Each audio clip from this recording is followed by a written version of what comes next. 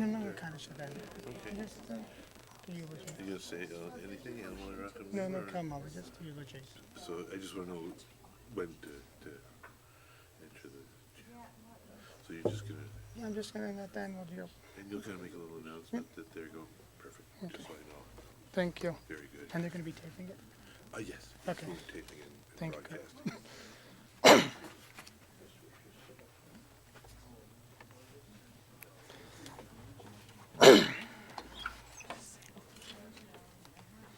It's not often that you come to a memorial service for someone who is 100 years old. And it's not often and common that you come to a memorial service for someone who is 100 years old, who actually lived 100 years and actually drove to the end. There was a question whether Grandpa Freddie should give up driving or not. And I think it was cardiologist said, "How old are you? Keep on driving." And I think that was the theme of his entire life. Keep on driving and keep on going. His drive, his desire, his love for life was something that we could all learn from. I remember when I was a child, my mother would always sing me a song with the ABC, "You're Adorable," and go through all of the ABC. And Grandpa Freddie, for your 100th birthday, we gave you a jar with 100 reasons why we love you. We could probably stay here for longer and tell you how much we'll miss you, more than 100. But the childhood memory of a mother, of a love of a child, singing me this song, that's what I want to dedicate to you. Grandpa Freddie, you were adventurous. You were able to find adventure in even the simple things in life. Nothing was trivial. Everything was an adventure. Going to the store, buying a little tchotchke, a little trinket. There was nothing in your life that was small. Brilliant. You always had a novel thought or an observation to say. Always had something. Charming. Your charm found you the perfect match in Nana, and she found the perfect match as you, and you enjoyed 22 years of marriage. Daring. Never cowered to a challenge. Didn't matter what it was, whether it was health, finance, relationships, business. Educated. Always willing to learn new information and ideas. Funny. He enjoyed a good joke. Grandchildren and great-grandchildren. He loved watch you to grow and always looked forward to your visit. Human. He was able to feel for another. Imagination. He would spend time thinking of new ideas or concept or the newest technology. He was fascinated. As my wife related, he went to, I think, Big Lots and bought a $3 watch. And for him, the technology in the watch was amazing. And what amazed him more is that how this watch is $3. It came all the way from overseas and someone still was able to make a buck. Jewish heritage. We would always have discussions. And over the years, 20-something years, we had discussion, is there a God, is there not a God? And he was always proud of us and our children, his great-grandchildren, how they would study the Jewish tradition. And it was interesting, the last discussion we had about religion was actually at the Huja in the emergency room while we were there. And I would say my side and he would say his side. And throughout our 20-something years of a relationship, we just left it at, he said and I said what I said. But this was the first time in the 20-something year that he looked at me and said, "Jonathan, you're doing the right thing. Keep it up. I'll never tell you to do anything differently." Kind. Grandpa Freddie was a kind man. Always a smile. Always something nice to say. A listener. You knew you always had someone a friend to listen, to give you advice, to hear a problem or a worry. Meet new people. He loved it. He enjoyed meeting in trips and going all over the world to learn about the people, their customs, what they do, how they do, why they do. Coming to a different culture, coming to a different country. News. He always knew what was going on locally and in the world. Optimistic. Always hoping and looking for the silver lining. Peaceful. Never liked to fight. Query. Always was asking to learn and gain knowledge, even to the last day. Resourceful. Ability to make lemonade out of crushed lemons. A storyteller. Had the funniest stories about his life and experiences. A traveler. He's traveled the world enjoying to meet new people and learn about their ideas and ways of life. Unafraid. A challenge was just another way to approach life. Valued. He valued the love and caring that his family had for him. Wise. He always had advice for a problem you might be facing. X. The unknown variable of life.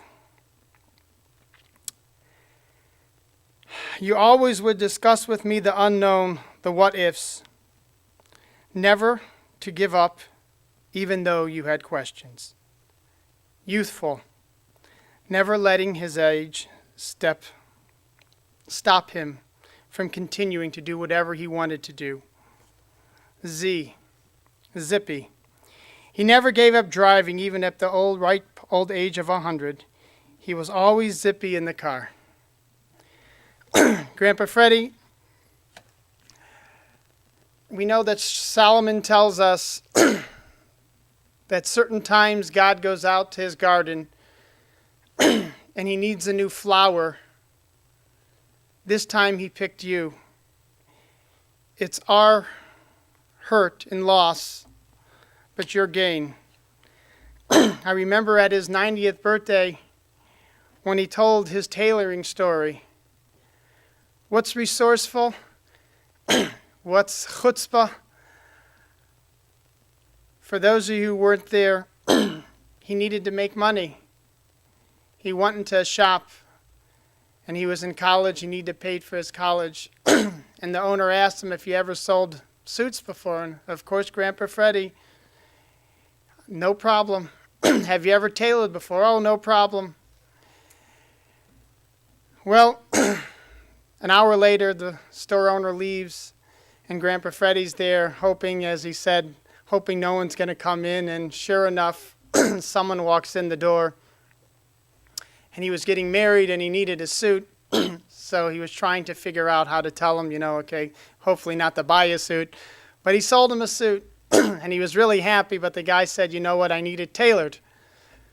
So he said, no problem. You'll leave. He'll come back the next day. The owner of the store will come back, and he'll be able to have the suit tailored. And he says, no, I'll be back in a half hour because I'm going to catch a train. I'm getting married today. It didn't stop Grandpa Freddie. Grandpa Freddie went back in the back, pulled out the sewing machine, which he probably never used in his life, somehow figured out.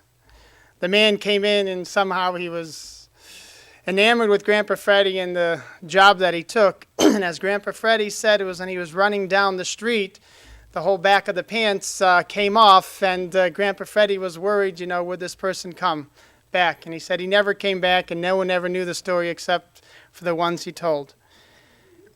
We're not here mourning a loss. We're here celebrating a life. He lived to 100 years old. King David tells us, a song of David, Lord, who may sojourn in your tent, who may dwell in your holy mountain? One who walks in purity, does what is righteous, and speaks the truth from the heart, who has no slander on the tongue, nor has done harm to a fellow, nor cast disgrace toward a neighbor, in whose eyes a contemptible person is repulsive, but who honors those who are in awe of the Lord, who swears truthfully even to personal hurt and never retracts, who does not lend money on interest, nor take a bribe against the innocent. One who does these things shall never falter. Grandpa Freddy, you'll never be forgotten. All of the love and the caring and the stories that you gave us and to our children, those will be cherished forever. In the Jewish belief, yizker, to memorialize, doesn't mean a thought. In Jewish life, when we want to do something, we have to make an action out of it. When we leave here today, there should be something to be done for Grandpa Freddy, for Floyd Snitz. Whatever you do to better yourself when you leave here today, it'll be a credit for him. Steve will call you up to say a couple words.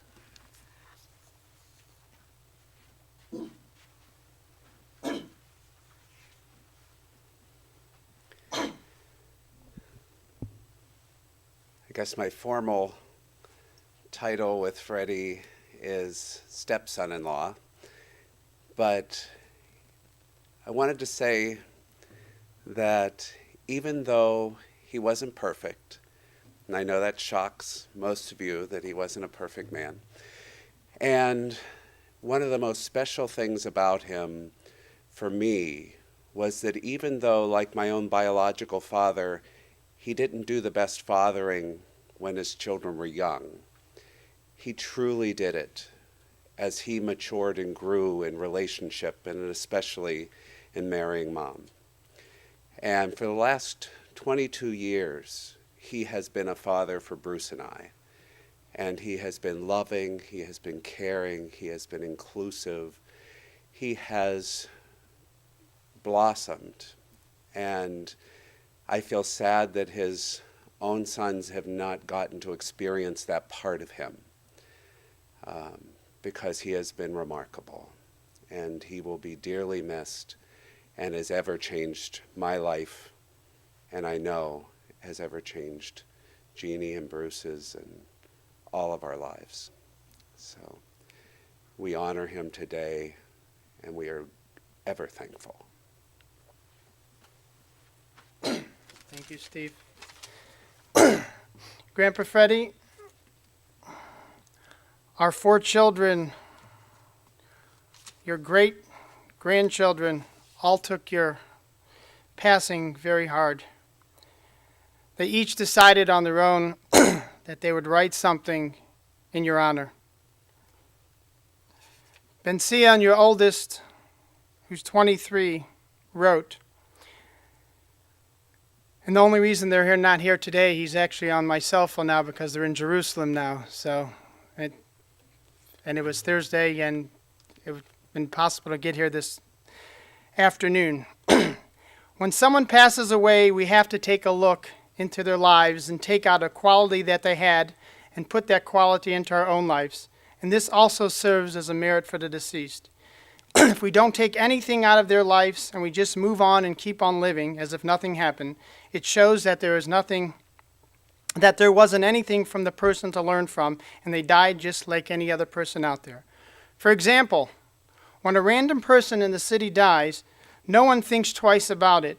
If that person happened to be the president, most people maybe would feel much more of a loss, and they probably would make some type of sign of mourning for a day or two, and on the anniversary every year would lower the flag. However, when the person who passes away is a family member who in no doubt is more beloved and precious to us than any president, the only way to keep our remembrance of him is by following in his ways, which we'll always keep in our minds. Grandpa Freddy was someone who I always looked up to. He always loved us and took care of us. And also Nana, of course, as he always said, take care of my Nana. One of the things which I remember most about him is that he never, ever gave up. I remember seeing him in the morning or afternoon sitting by his crossword puzzles day in and day out. He somehow always got the answers, even if it took him all day. I remember seeing him one day, and he was distraught because he couldn't figure out 2 or 3 of the answers. Even when he would be doing very easy things like changing batteries, which at his age would take some time, whenever I would ask him if I could help, he would always say, "No thanks, I got it." I guess we all know that he won an award for the #1 salesman in vacuum cleaners. Now, if I could imagine, for every vacuum cleaner that he managed to sell, he probably got 100 no's. After all, how many times do you hang up the phone on a telemarketer or walk into a store, look around, and then leave the store empty-handed? However, due to his perseverance, he never gave up, and he made it to the top. The next time that we are in the middle of something and are ready to give up, just think of Grandpa Freddie and keep trying a little bit more, just as he would have. If we do this, we'll have a constant reminder of Grandpa Freddie forever. Love, Ben Sion. Moshe Dov. As I reflect on the life of Grandpa Freddie, the memories flood my mind. He was always there to put a smile on my face. How do you say goodbye to someone you love? The answer is that you aren't really saying goodbye. Although Grandpa Freddie isn't here, he still lives in our hearts and minds. I learned so much from him in his life stories. First off, he invented air-conditioned pants. He was always proud of us and encouraged us to pursue our goals and dreams.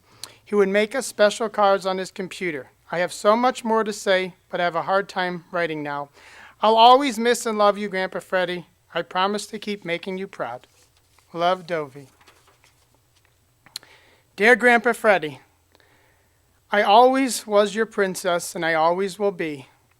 I will always remember the happiness and enthusiasm that you had when you gave. You were always so excited to see the smiles on our faces when we received a gift from you.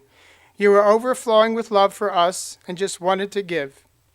One of my best memories from you is from my 10th birthday. You came in with 5 cards. On the first card, you wrote about a princess. The next few cards were how about a princess needs a closet of clothes, and to have a closet of clothes, the princess must need a sewing machine. The last card said, you are a princess. Go to my car and open my trunk, and then I had my own very brand new sewing machine. Grandpa, you were always so happy. This is something in which we can all learn from you.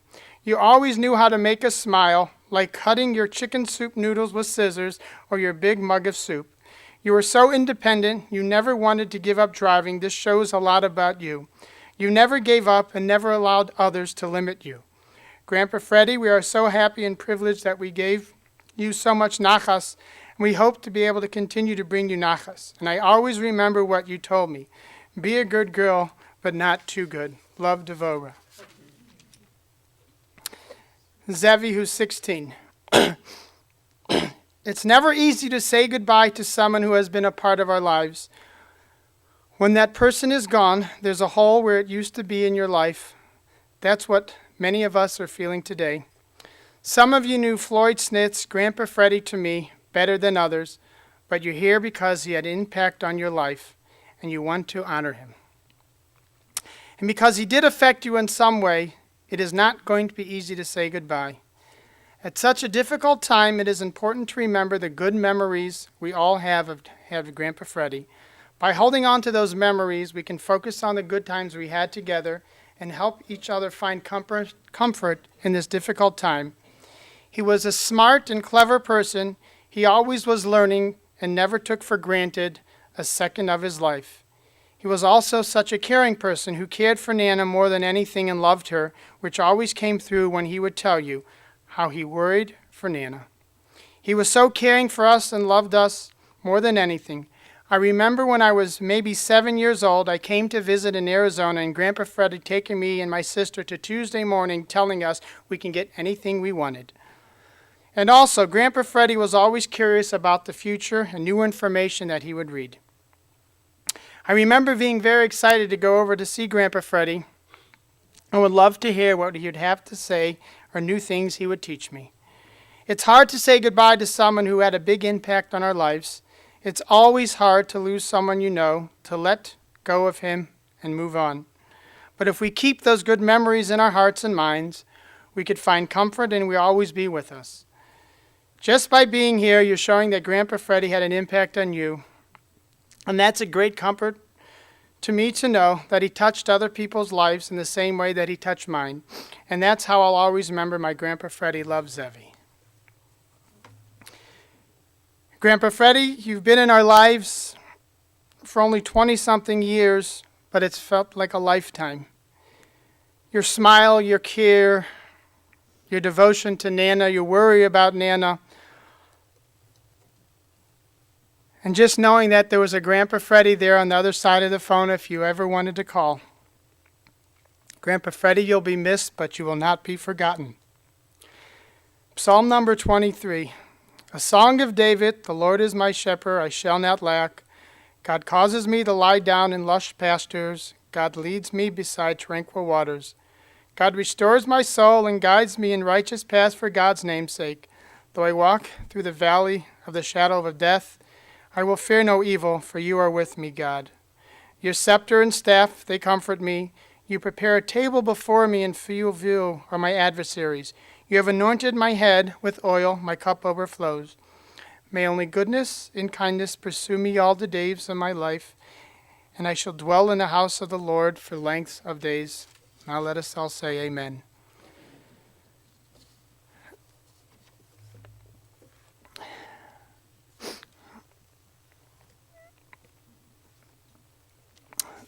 Nana invites everybody over to her house, 20 Kenwood Court, to 6 p.m. Contributions are suggested to a charity of your choice. Before we leave, as my Binsian said, he had a long life, a meaningful life, a productive life. No one's perfect, and that's why we're put on this life, this earth, to try to perfect ourselves. Perfection is who you are, what you are. Perfection is not a goal that someone else could peg what your perfection is. Look at the lives you've touched. Your great-grandchildren, the love, the devotion they felt from you. I hope you felt that when you were living, and not only that you're hearing us from heaven. As grandchildren and children and great-grandchildren, something we take for granted is usually a grandparent or a great-grandparent.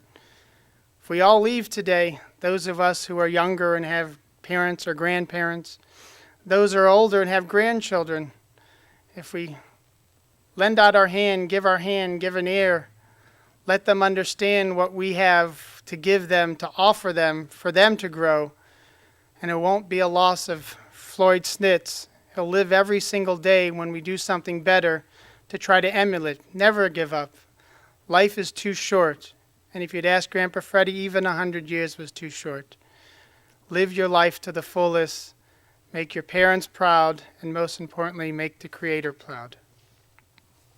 This concludes the service.